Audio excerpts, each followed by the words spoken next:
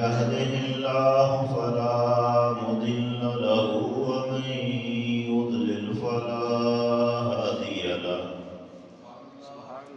ونشهد أن لا إله إلا الله وحده لا شريك له ونشهد أن سيدنا وسندنا ونبينا وشفيعنا وحبيبنا وطبيبنا وقريبنا ورؤوفنا ورحيمنا وكريمنا وعظيمنا وغوثنا وغيثنا وغياثنا ونورنا وسرورنا وحضورنا وملجأنا ومأوانا وراحة قلوبنا ودافع بلائنا ونورنا وسرورنا وحضورنا وآلنا وأولنا ومولانا محمدا عبده ورسوله صلى الله عليه وعلى آله وأصحابه وأزواجه وأولاده وذريته وأهل بيته وأطهاره وأنصاره وأشيائه ومحبيه وأولياء أمته وأمته وعلينا معهم أجمعين. أما بعد فأعوذ بالله من الشيطان الرجيم. بسم الله الرحمن الرحيم. قال الله تبارك وتعالى في شأن حبيبه مخبرا وآمرا إن الله وملائكته يصلون على النبي يا أيها الذين آمنوا صلوا عليه وسلموا تسليما. والصلاة والسلام عليك يا سيدي يا رسول الله وعلى آلك وأصحابك يا حبيب الله. الصلاة والسلام عليك يا سيدي يا رسول الله وعلى آلك وأصحابك يا حبيب الله. حضرت صحیح کر کے بنانی ہے اپنا سب سے اولا ہمارا نبی، سب سے اعلیٰ ہمارا نبی، دونوں عالم کا دولہا ہمارا نبی، اپنے مولا کا پیارا ہمارا نبی، ملک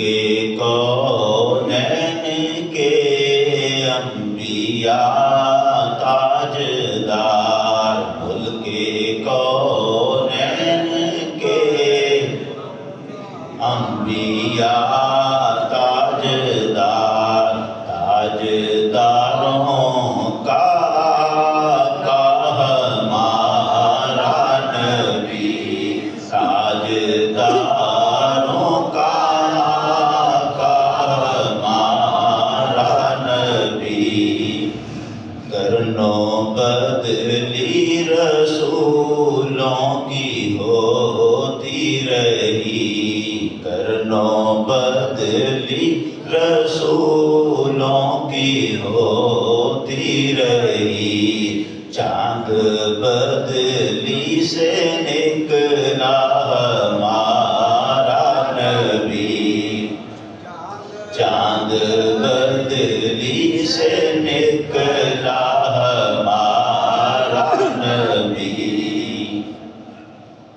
سب تعریفیں اللہ جل شانہ وحدہ لا شریک کے لیے، جس نے اپنی قدرت کاملہ سے اس کائنات کو حضور نبی کریم صلی اللہ علیہ وآلہ وسلم کے عرفان کی خاطر پیدا فرمایا۔ سبحان اللہ۔ بے شمار درود حضور نبی کریم صلی اللہ علیہ وآلہ وسلم کی ذات اقدس کی خاطر، جن کی ذات اقدس اس کائنات کی تخلیق کا باعث بنی۔ حاضرین محترم، اللہ جل شانہ اس کائنات کا واحد خالق و مالک ہے۔ کائنات میں ساری نعمتیں اپنے بندوں کو وہی عطا کرتا ہے۔ اس کی ساری کائنات میں سب سے زیادہ جو اس کی بارگاہ میں عزت والے ہیں وہ اس کے نبی ہیں۔ اس نے اپنے نبیوں کو اعلیٰ سے اعلیٰ نعمتیں عطا فرمائی ہیں۔ ان سارے نبیوں میں سب سے اونچا درجہ خاتم النبیین محمد الرسول اللہ کا ہے صلی اللہ علیہ وسلم۔ حضور صلی اللہ علیہ وآلہ وسلم کو جو اللہ نے فضیلتیں عطا فرمائی ہیں، ان میں سب سے الگ ایک بات یہ ہے کہ سرکار دو عالم کے علاوہ کوئی نبی کھڑا ہو کر یہ اعلان نہیں کر سکا جو مصطفیٰ کریم نے کیا ہے۔ حضور نے کھڑے ہو کر فرمایا الا وانا حبیب اللہ ولا فخر، سن لو کہ میں اللہ کا محبوب ہوں، اور یہ میں فخر سے نہیں کہتا، اللہ کا شکر ہے۔ حضور اللہ کے محبوب ہیں۔ محبوب ہونے کے بعد اب دوسرا مرحلہ یہ ہے کہ سارے نبی آتے تھے تو ان کے بعد ایک اور آنے والے نبی کا انتظار ابھی رہتا تھا۔ سرور عالم صلی اللہ علیہ وسلم کی تشریف آوری ہوئی، انتظار ختم ہو گئے۔ اب حضور کے بعد قیامت تک کوئی نبی آنے والا نہیں تھا۔ اس لیے سرکار دو عالم کو تاج ختم نبوت کا پہنا کر بھیجا گیا اور خاتم النبیین سرکار دو عالم صلی اللہ علیہ وسلم کی صفت ٹھہری۔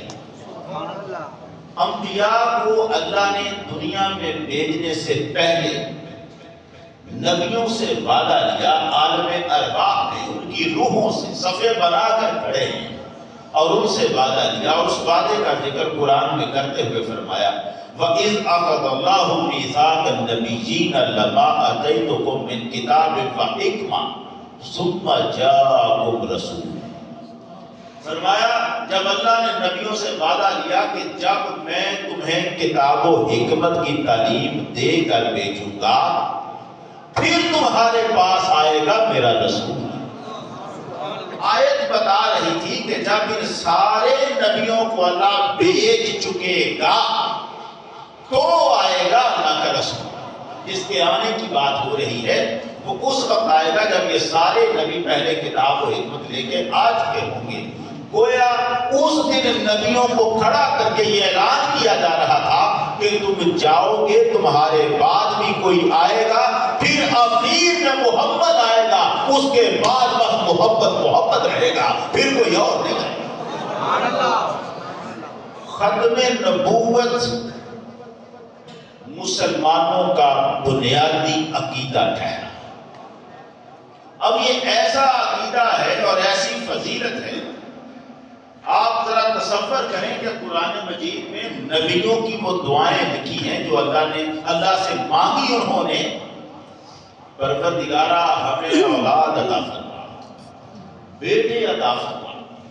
جناب زکریا علیہ السلام مریم علیہ السلام کی محراب میں داخل ہوئے اور وہاں دیکھا کہ ایسا رزق پڑا ہے جو اس موسم میں نہیں ہوتا، اس علاقے میں نہیں ہوتا.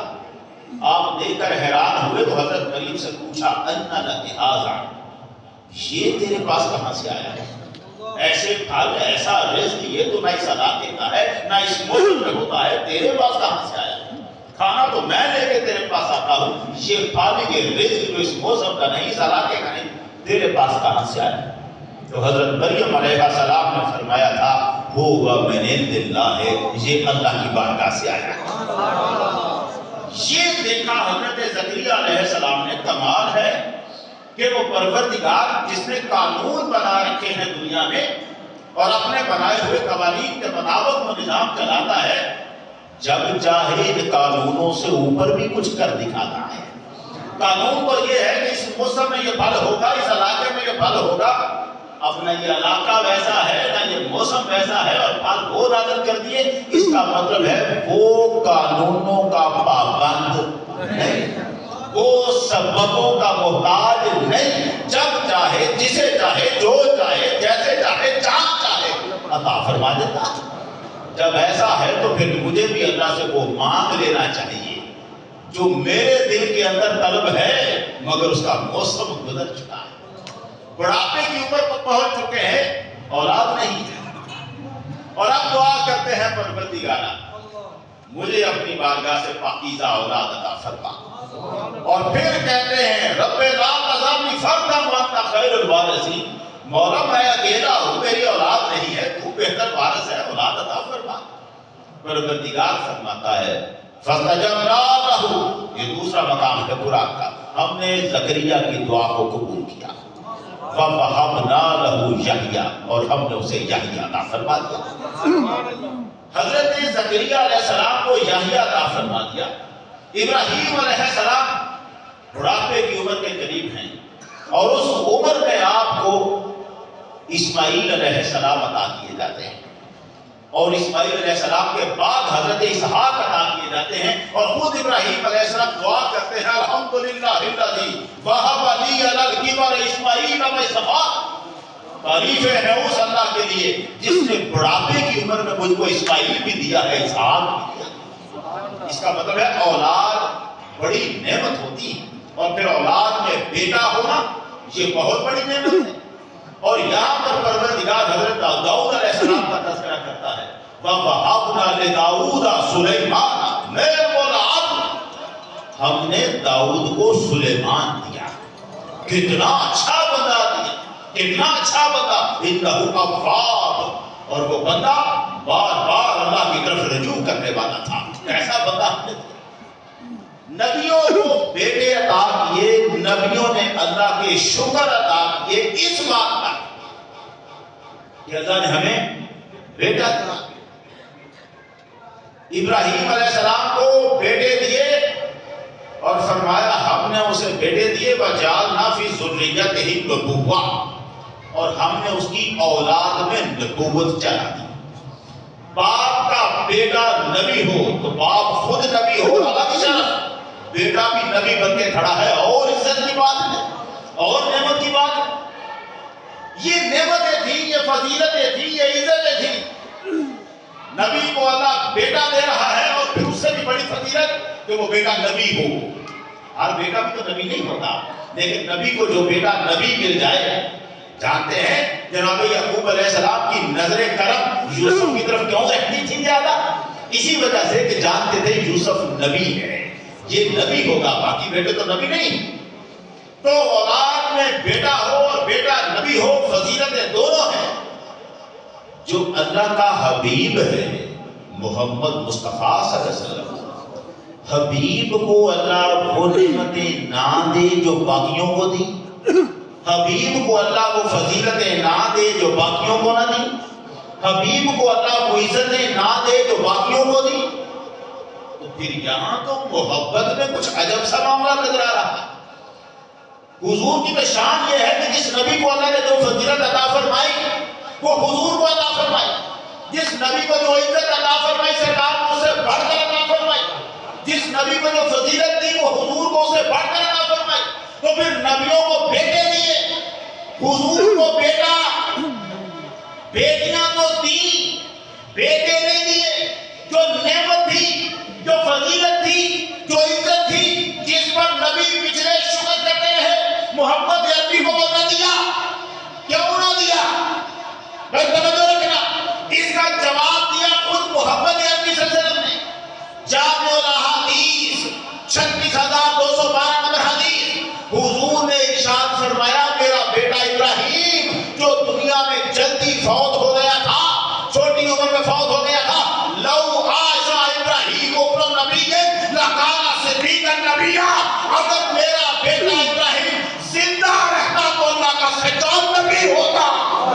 نعرہ تکبیر, نعرہ رسالت, نعرہ حیدری, تاجدار حق نبوت. اگر وہ زندہ رہتا تو کیا ہوتا؟ اللہ کا سچا نبی.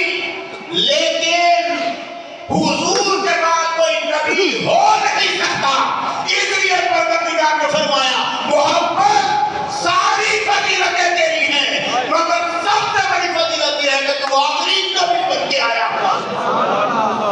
اب ہم تجھے بیٹا نہیں دیں گے, تجھے بیٹا دیں اور اسے نبی بنائے تو آخری نبی نہیں رہتا, اور تجھے بیٹا دے اور اسے نبی نہ بنائے تو یعقوب نہ جانے گا تو اس کا بیٹا یوسف نبی نہ اور محمد کا بیٹا نبی نہ ہو.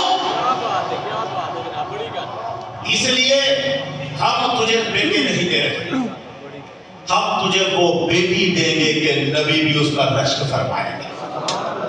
وہ بیٹیاں ہم دیں گے کہ دنیا قیامت تک ان کا تذکرہ کرے گی, مگر بیٹا اللہ نے سرکار دو عالم کی ختم نبوت کو قائم کرنے کے لیے سرکار دو عالم کو بیٹے آپ کے زندہ نہیں رکھے. بیٹے تھے, پیدا ہوئے, چھوٹی عمر میں وفات پا گئے. اس کا مطلب ہے خدا پہرا دیتا ہے محمد کی ختم نبوت کا. اللہ پہرا دیتا ہے سرکار کی ختم نبوت کا. یہ عقیدہ ہے پکا, یہ عقیدہ ہے جسے ثابت کرنے کے لیے کائنات کو ہلنا پڑا جو کبھی نہ ہوا تھا. کائنات کو وہ بھی کر کے دکھانا پڑا. چاند پہلے کسی نے نہیں توڑا تھا مگر آج ٹوٹنا پڑا چاند کو, اس لیے کہ مسئلہ محمد کی ختم نبوت کا بنا ہوا. گو مری ہوئی زندہ ہو کر گواہیاں دے رہی ہے, اس لیے کہ مسئلہ محمد کی ختم نبوت کا بنا. سورج کو پلٹ کے آنا پڑا ہے, اس لیے کہ مسئلہ محمد کی ختم نبوت کا بنا ہوا ہے. کائنات ہل گئی اس لیے کہ مسئلہ محمد کی ختم نبوت کا. کبھی ہوا تھا کہ کسی نبی کے لیے کوئی بے جان لکڑیاں رو رو کے فریادیں کرتی کہ ہم سے کیوں جدا ہوئے, اور سرکار کو جس طرح سے ٹیک لگا کے چاند میں کھڑے رہے وہ طرح بھی ڈھائی مار مار کے رویا ہے. حضور مجھے چھوڑ کر ممبر پہ جا رہے ہیں, میں کیسے اب رہوں گا. بے جان تنا کہتا ہے, رو رو کے بتاتا ہے حضور مجھے چھوڑ کے نہ جائیں, اور مصطفیٰ آ کے اسے گلے سے لگاتے ہیں, اس کے اوپر دھمکیاں اسے دیتے ہیں, چپ کراتے ہیں اور فرماتے ہیں لو لم احتضنہ لأنک الی یوم القیامہ, اگر میں اس بے جان تنے کو گلے سے نہ لگاتا یہ قیامت کے دن تک روتا رہتا چپ ہی نہ. اس لیے یہ کیوں رو رہا تھا؟ اس لیے رو رہا تھا کہ اس سے جدا وہ ہوا تھا جو اللہ کا آخری نبی تھا. پتھروں کو دھڑکنیں مل گئی ہیں جس کی وجہ سے, اور جنہوں نے سجدے کیے ہیں. سجدہ کس نے کیا ہے؟ آپ ایک لفظ پہ غور نہیں کر رہے. ایک لفظ ہے جس پر آپ نے ابھی تک غور نہیں کیا. میں پھر سے بتاتا ہوں, وہ جو شام کے سفر میں جاتے ہوئے راہب نے آ کر کہا تھا یہ نبی ہے. ابو طالب نے پوچھا تھا تمہیں کیسے پتا چلا؟ 12 سال سے میں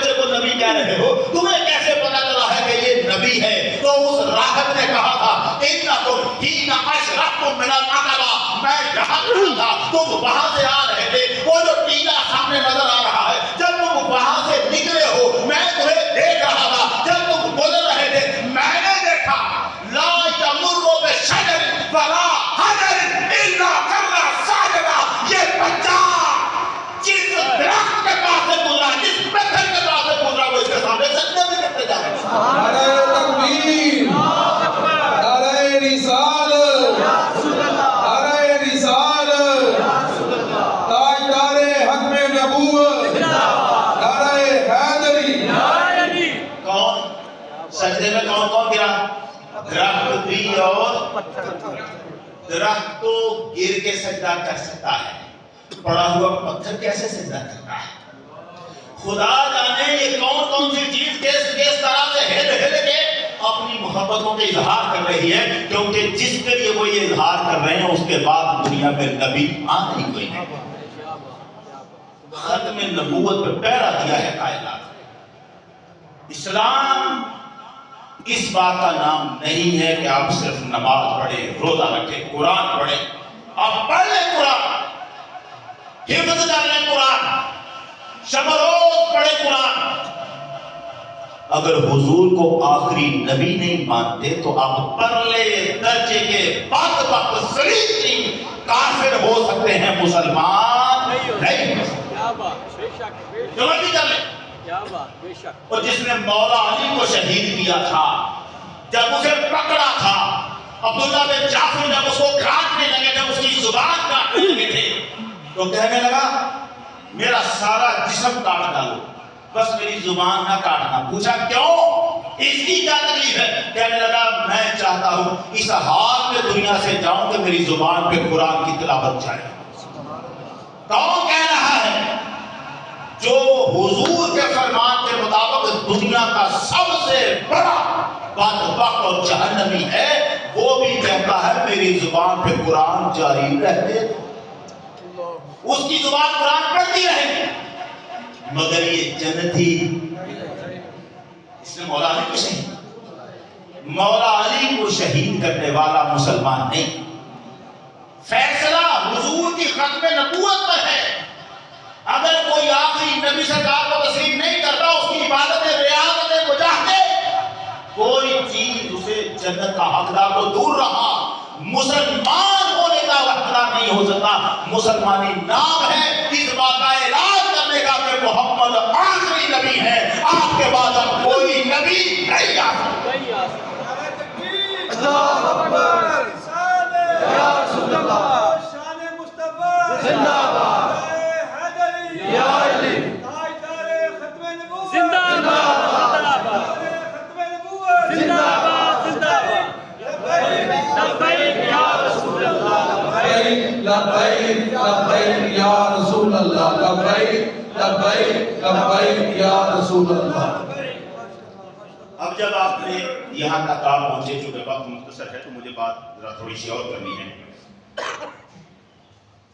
ہمارا ملک بڑے عجیب مرحلوں کے لمحوں پہ کھڑا ہوتا ہے ہمیشہ، اور ہم بعض اوقات یہ اپنی جگہ بات ہے کہ ہم ختم نبوت کے معاملے میں انتہائی سنجیدہ ہیں، اور یہ مسئلہ ہمارے لیے زندگی موت کا مسئلہ ہے۔ ہم اس بات کو گوارا ہی نہیں کر سکتے کہ ہمارے سامنے وہ کھڑا ہو جو حضور کو آخری نبی بھی نہ مانتا ہو اور اپنے مسلمان ہونے کا دعویٰ بھی کرتا ہو۔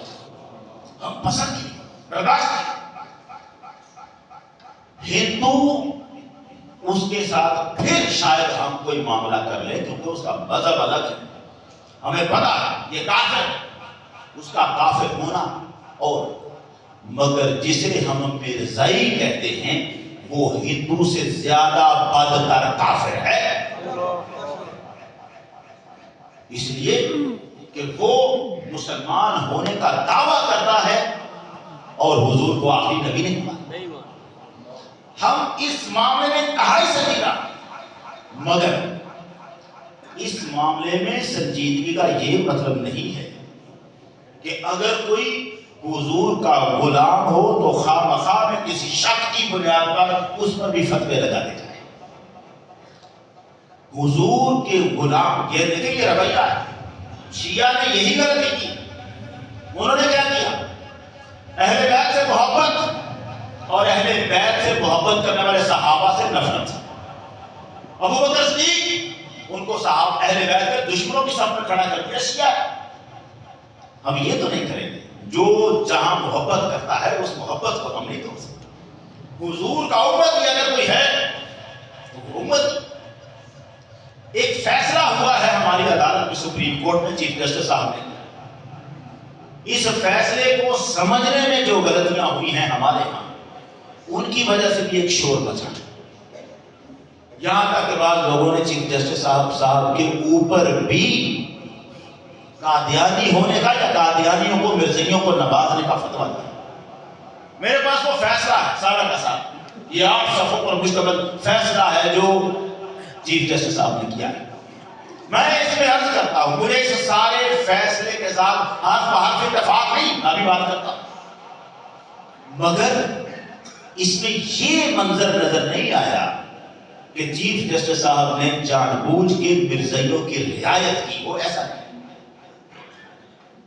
مسئلہ یہ ہے کہ ہمارے قانون کی ایک اور شک کھڑی ہے، اور وہ شک یہ ہے 1400 سال سے آ رہی ہے کہ قاضی اپنے علم کے مطابق فیصلہ نہیں کرے گا، فیصلہ گواہوں کے بیانوں اور دلیلوں کے اوپر کرے گا۔ جج اگر دیکھنے قتل ہوتا ہوا تو وہ فیصلہ اپنے علم کے اوپر نہیں کرے گا، اس کے سامنے جو گواہ لائے جائیں گے، جو شہادتیں لائی جائیں گی، جو بیانات ہوں گے، ان کی بنیاد پر اسے فیصلہ۔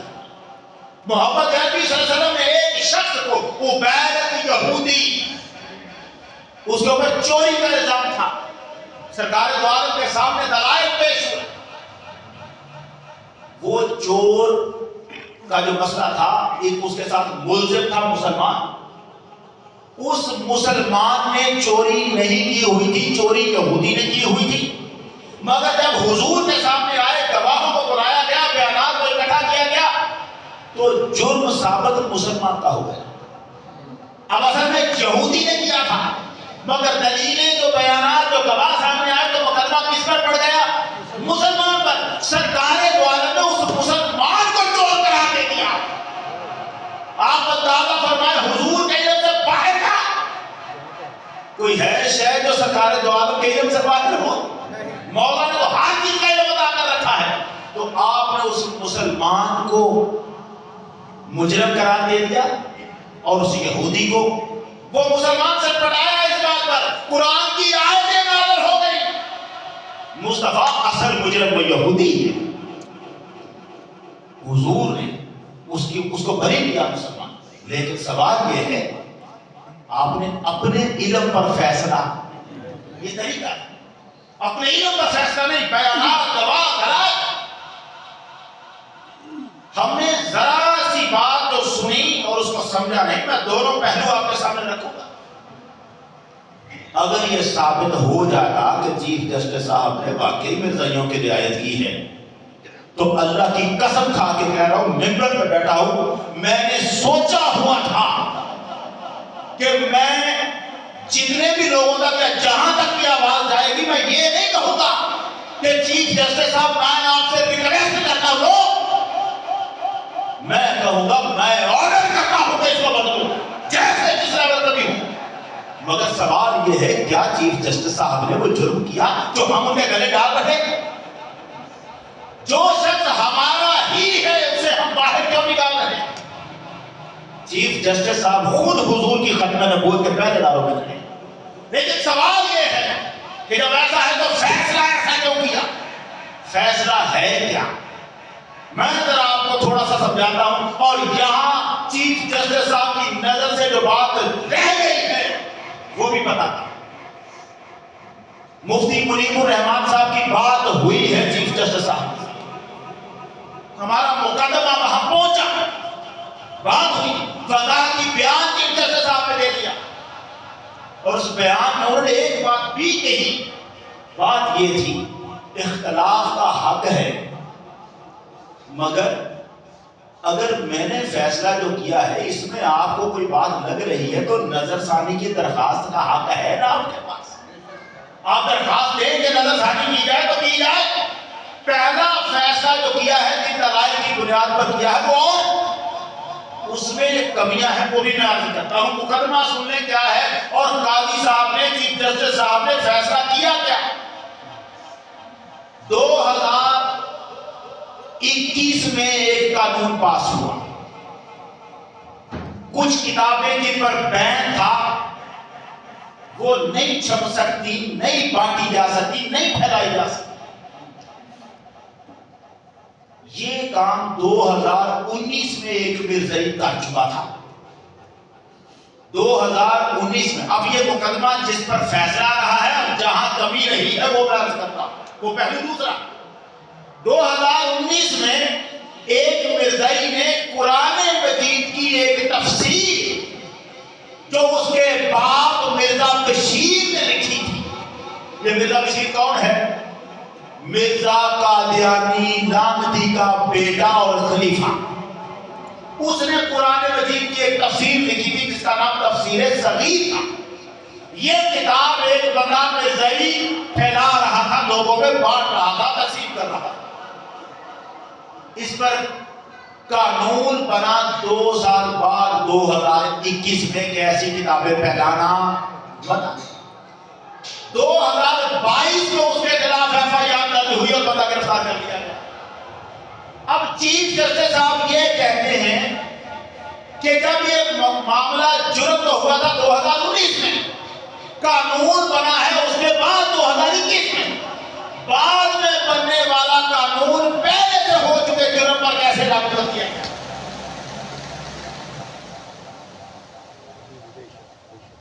جو جرم پہلے سے ہوا اس وقت تو وہ قانون ہی نہیں تھا.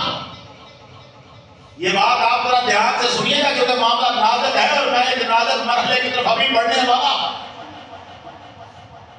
جرم ہوا ہے 2019 میں، جب یہ ہوا تب یہ جرم نہیں تھا. جرم یہ کب بنا؟ 2021 میں، بعد میں. تو قانون ہی جب یہ بات میں بنا ہے تو پہلے ہونے والے کسی جرم پر یہ نافذ کیسے ہو گیا؟ یہ بات ہے جو اس مقدمے میں آئی اور اس کی بنیاد پر اب اگلی بات یہ تھی کہ اس بندے نے جو جرم کیا ہے وہ ہے بھی کیا؟ ایک ممنوع کتاب ہے جو اس نے پھیلائی ہے اور اس کا جرم کتنا ہے؟ اس کی 6 مہینے سزا ہوتی ہے. 1 سال سے اوپر سزا یہ پہلے کاٹ چکا ہے. سزا کل قانون نے اس کی 6 مہینے لکھی تھی. اگر وہ جرم ہوتا بھی ثابت بھی ہو جاتا جو کہ قانون بننے سے پہلے ہوا تھا تو 6 مہینے سے زیادہ تو سزا ہو چکا ہے. اب اسے جیل میں کیوں رکھنا ہے؟ یہ وہ پہلو ہے جہاں ہمیں کوئی اعتراض نہیں ہو کہ ٹھیک قانون ہے ایسے چلنے دیں. مگر اس میں جو آگے کمی رہی ہے جس طرف توجہ نہیں گئی، میں وہ توجہ جو دلوانا چاہتا ہوں. مفتی منیب الرحمان صاحب نے بات کی مگر مفتی صاحب نے وہ نقطہ نہیں اٹھایا چیف جسٹس صاحب کے سامنے جو میں پیش کرنا چاہتا ہوں. مفتی منیب الرحمان صاحب نے جو دلیل لی ہے وہ یہ ہے کہ مشرف صاحب نے نواز شریف کے جہاز کو ہائی جیک کرنا تھا تو اس وقت جب جہاز ہائی جیک کرنے والا مسئلہ پیش آیا تھا اس وقت انہوں نے قانون بعد میں بنایا تھا اور پہلے جرموں پر نافذ کیا تھا. تو آپ بھی ایسا کر سکتے تھے کہ مسلمان ہیں، آپ جج ہیں، ختم نبوت کے آپ بھی پہلے دار ہیں، آپ کا بھی کام تھا، آپ پہلے والے جرم پر اسے نافذ کر سکتے تھے، کیوں نہیں کیا؟ مجھے یہ دلیل کچی نظر آئی. مفتی منیب صاحب کی یہ دلیل کمزور ہے، کچی ہے. میں جو عرض کرنا چاہتا ہوں وہ کیا ہے؟ چیف جسٹس صاحب پورے احترام کے ساتھ جو معاملہ میں عرض کرنا چاہتا ہوں اسے سنیے گا. معاملہ یہ ہے کہ بات یوں کی گئی کہ 2019 میں جرم ہوا اس کا قانون 2021 میں بنا، ایسا ہی ہے نا؟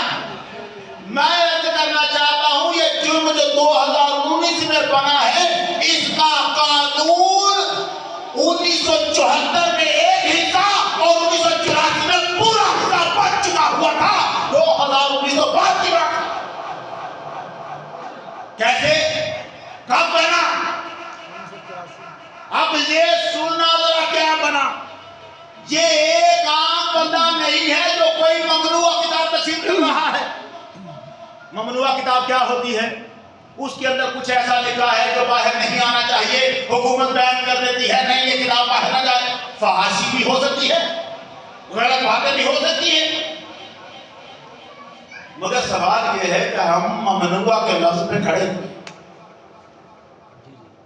ہم تو اس پر کھڑے ہیں وہ تقسیم کرنے والا کون تھا اور کر کیا رہا تھا. تقسیم کرنے والا مرزائی تھا اور ممنوع کتاب کون سی تھی؟ وہ کوئی عام کتاب نہیں، گھٹیا کتاب کو قرآن کی تفسیر کا نام دے کر لوگوں میں تقسیم کر رہا تھا، جو ان کے بڑوں نے لکھی تھی، ان کی لکھی ہوئی تحریف شدہ، تبدیل شدہ، وہ کوئی تفسیر ہے تو قرآن کی بدلی لکھے گا؟ مرزائی کو تبلیغ کا حق، مرزائی مسلمان ہی نہیں، وہ مسلمانوں کی کیسے تبلیغ کر رہا ہے؟ جج صاحب نے، چیف جسٹس صاحب نے جو بات ایک لکھی آرٹیکل کے مطابق بالکل ٹھیک، انہوں نے لکھا کہ ہمارا آئین اجازت دیتا ہے ہر اقلیت کو مذہبی آزادی حاصل ہے، ٹھیک، آزادی حاصل ہے، ہر عیسائیوں کو، یہودیوں کو، ہندوؤں کو جو پاکستان میں رہے مذہبی آزادی حاصل ہے، مگر یہ جن کی بات ہے وہ اور ہے، جن کا مقدمہ ہے وہ اور ہے۔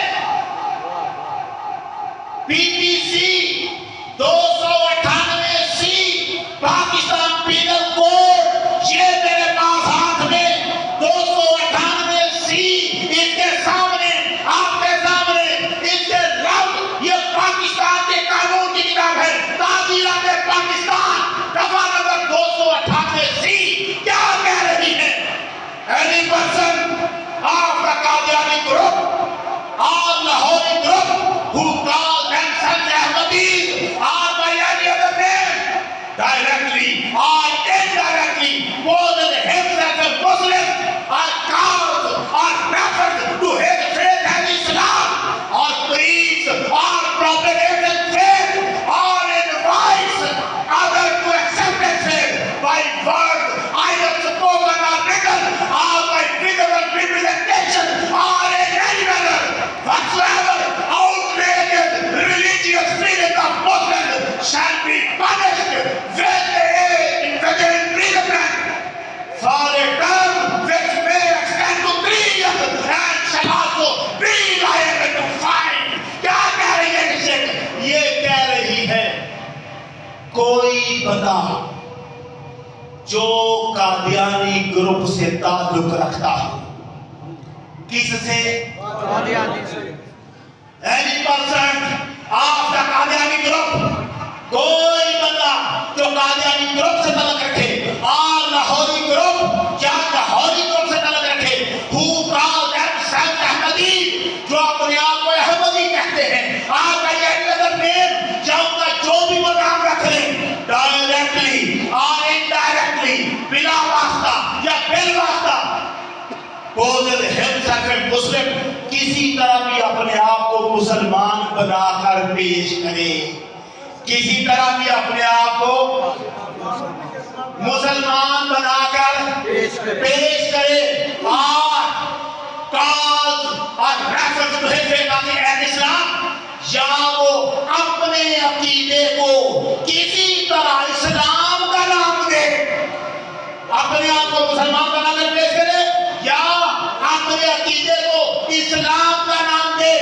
اور یہ لفظ سننے والے ہیں، اور preach اور propagate his faith، یا وہ اپنے عقیدے کی تبلیغ کرتا ہوا نظر آ رہا ہے، اپنے عقیدے کی تبلیغ کر رہے، اگر اپنے عقیدے کی تبلیغ کرے اور invite others to accept his faith، یا کسی کو دعوت دے اپنا عقیدہ قبول کروانے کے لیے، یہ شخص جو دعوت دے رہا ہے by words، بول کر، either spoken، منہ سے نکلے ہوئے لفظوں سے، اور written، یا لکھ کر کسی کو دعوت دے، اور by visible representation، خود موجود ہو کر کسی کو کہے، اور in any manner، کسی بھی طرح، اگر یہ احمدی، اگر یہ لاہوری، اگر یہ خود کو مسلمان پیش کرے یا اپنے عقیدے کا نام اسلام رکھے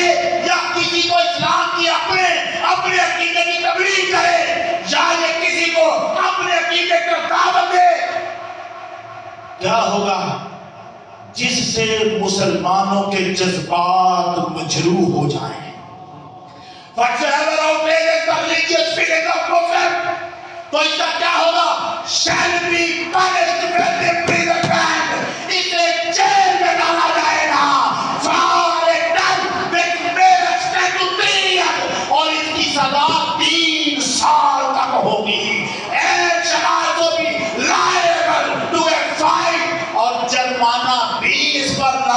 کیا جائے گا.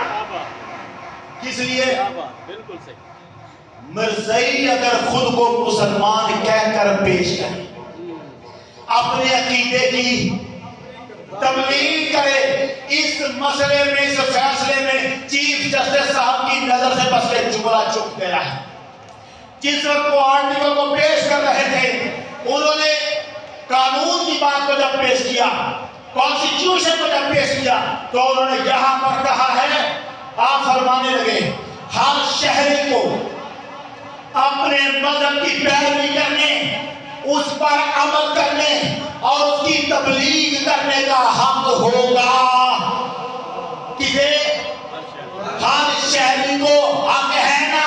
ہم کہتے ہیں بالکل ٹھیک، ہر شہری کو حق ہے. تو پھر 298 میں تو لکھا ہے مرزائی کو حق نہیں ہے.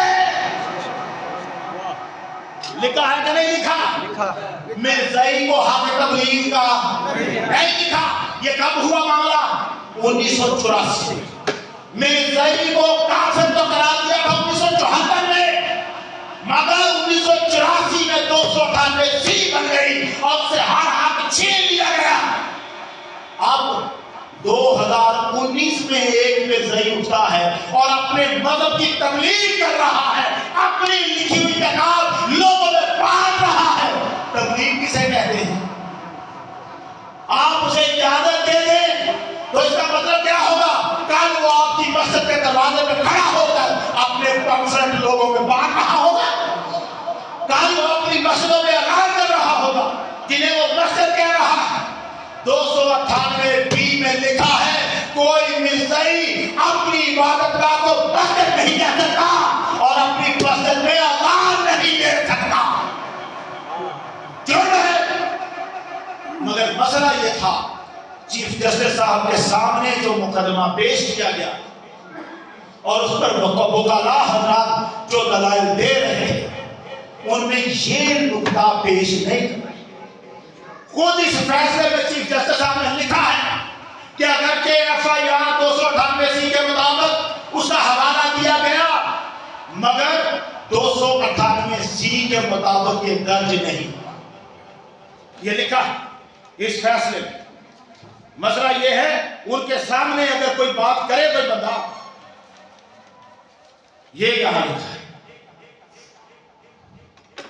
آپ فرماتے ہیں یہاں 24 جون 2023 کو ایڈیشنل سیشن جج دانیہ کے ذریعے درخواست اقدار پر فرد جرم عائد کرنے کی حد تک PTC کی دفعہ 298C جو میں نے پڑھ کے سنائی ہے اور 295C کے تحت جو چارج فریم کیا گیا وہ کوڈ آف کرمنل پروسیجر 1898 کے باب 19 کی دفعات کے مطابق.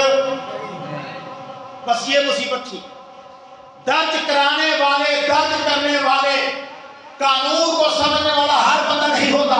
جس کا حوالہ جج صاحب دے رہے ہیں، جس جج صاحب دے رہے ہیں، وہ یہ ہے مجموعہ ضابطہ فوجداری. اس مجموعہ ضابطہ فوجداری کے باب نمبر 19 میں وہ طریقہ لکھا ہوا ہے جس کے تحت کسی پر فرد جرم عائد کی جا سکتی. مگر ہمارے فرد جرم عائد کرنے والوں نے ان قانونی تقاضوں کو پورا نہیں کیا. مگر پھر ہمارا سوال تھا، اسی باب 19 پر لکھا ہے، اسی باب 19 کے اوپر لکھا ہوا ہے، اب میں کھولتا رہوں گا تو صفحہ کہاں ہے؟ باب 19 کے ایک صفحے پر نشان لگا رکھا تھا میں. باب 19 پر لکھا تھا، کر لے ذرا نعرہ گال میں صفحہ نکالنا. نعرہ رسالت، نعرہ رسالت، تاجدار حتم نبوت، تاجدار حتم نبوت، لبیک لبیک لبیک یا رسول اللہ لبیک.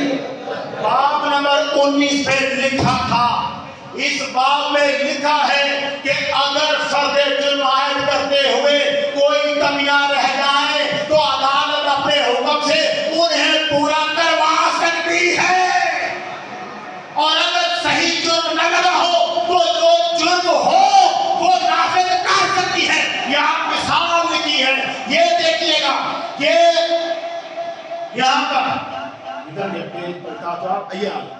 اب دیکھیں ذرا، یہاں پر یہ قانون ہے دفعہ نمبر 236، اگر کوئی واحد فعل یا افعال کا مجموعہ اس قسم کا ہو کہ ان واقعات سے جو ثابت ہو سکتے ہیں یہ بات مشتبہ ہے کہ چند جرائم میں سے کون سا جرم قرار پائے گا، تو جائز ہے کہ ملزم کی نسبت فرد قرار دادے جرم میں ان تمام جرائم یا ان میں سے کسی جرم کے ارتکاب کا الزام لگایا جائے، اور ویسے الزامات کی کسی تعداد کی تکمیلیں ایک ساتھ ہو سکتی ہیں۔ مثال پیش کی ہے اس کے اگلے صفحے پر، اگر ایک شخص پر الزام لگا تھا تو اس نے چوری کی، الزام کیا لگا اور ثابت یہ ہوا کہ چوری کی نہیں، مگر جو چور تھا اس کی مدد اس نے کی، چوری کی نہیں مگر چوری کا مال چوری کرنے کے بعد اسی کی دکان پہ رکھ دیا۔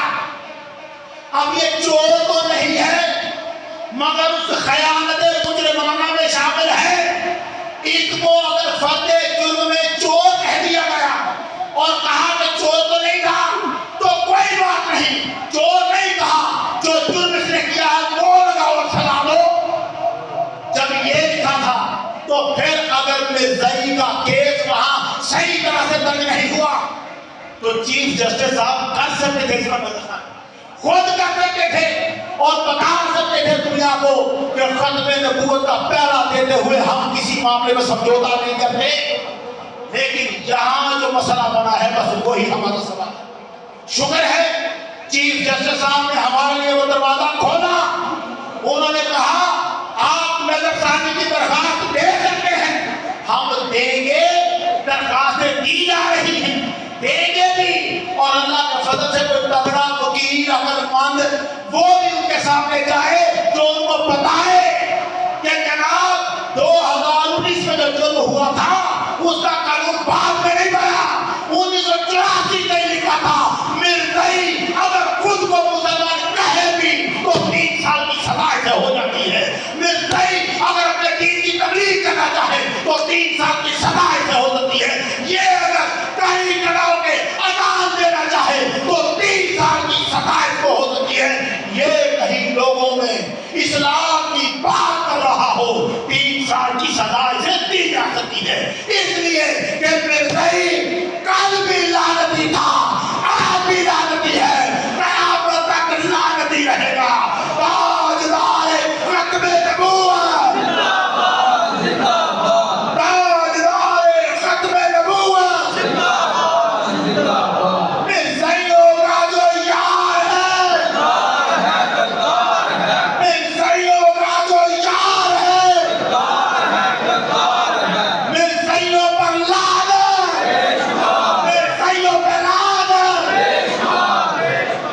اللہ تعالیٰ ہمیں اس طرح سے رکھیے کہ ہم محمد عربی صلی اللہ علیہ وآلہ وسلم کی ختم نبوت پر ایمان رکھتے ہوئے اور اسی پر پہرا دیتے ہوئے زندہ رہیں اور اسی پر پہرا دیتے ہوئے دنیا سے جائیں، اور کوئی مرزائی کبھی ہمارے راستے میں کھڑا ہونے کی جرات نہ کر سکے۔ اللہ تعالیٰ اسی عقیدے پر ہمیں زندہ رکھے۔ وآخر دعوانا ان الحمدللہ رب العالمین۔